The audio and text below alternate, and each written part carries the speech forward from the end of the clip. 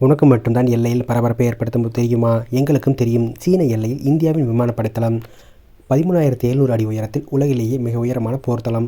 35 kilometre நீளம். சீனாவின் எல்லை ராணுவ குவிப்புக்கு இந்தியாவின் தரமான பதிலடி. இந்தியாவுக்கும் சீனாவுக்கும் இடையே எல்லைப் பகுதியில் பதற்றம் நீடித்து வரும் நிலையில் இந்திய விமானப்படை உலகின் மிக உயரமான போர் விமான தளத்தை லடாக்கில் உள்ள நியோமாவில் திறந்துள்ளது. இது சீன எல்லையொட்டி இந்தியாவின் ராணுவ வலிமையை பறைசாற்றும் ஒரு மாபெரும் பொறியியல் சாதனையாகும். இந்திய விமானப்படையின் தளபதி ஏ.பி. சிங் அவர்கள் லடாக்கில் திபெத் எல்லைக்கு அருகில் அமைந்துள்ள இந்த விமான தளத்தை திறந்து வைத்தார். இந்த நியோமா விமான தளம் கடல் மட்டத்திலிருந்து 13,700 அடி உயரத்தில் அமைந்துள்ளது. இந்த உயரம் காரணமாகவே இது உலகின் மிக உயரமான போர் விமான தளமாக விளங்குகிறது. உண்மையான கட்டுப்பாட்டு கோட்டிலிருந்து வெறும் 30 கிலோமீட்டர் முதல் 35 கிலோமீட்டர் தொலைவில் அமைந்துள்ளதால் அவசர காலங்களில் மிக விரைவாக பதிலடி கொடுக்க இது உதவுகிறது. இங்கு 3 கிலோமீட்டர் நீளமுள்ள ஓடுதளம் அமைக்கப்பட்டுள்ளது.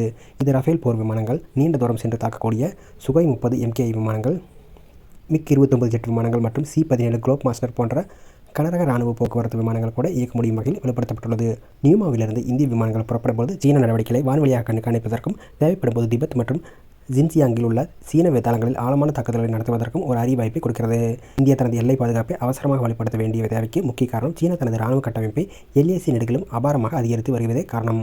2020 கல்வான் பள்ளத்தாக்கு மோதலுக்கு பிறகு சீன மக்கள் விடுதலை ராணுவம் லடாக் முதல் அருணாச்சலம் வரை LAC நெடுகிலும் புதிய ஏவுகணை பாதுகாப்பு அமைப்புகள், நிலத்தடி தளங்கள், புதிய இராணுவ தளங்கள் ஆகியவற்றை கட்டியுள்ளது.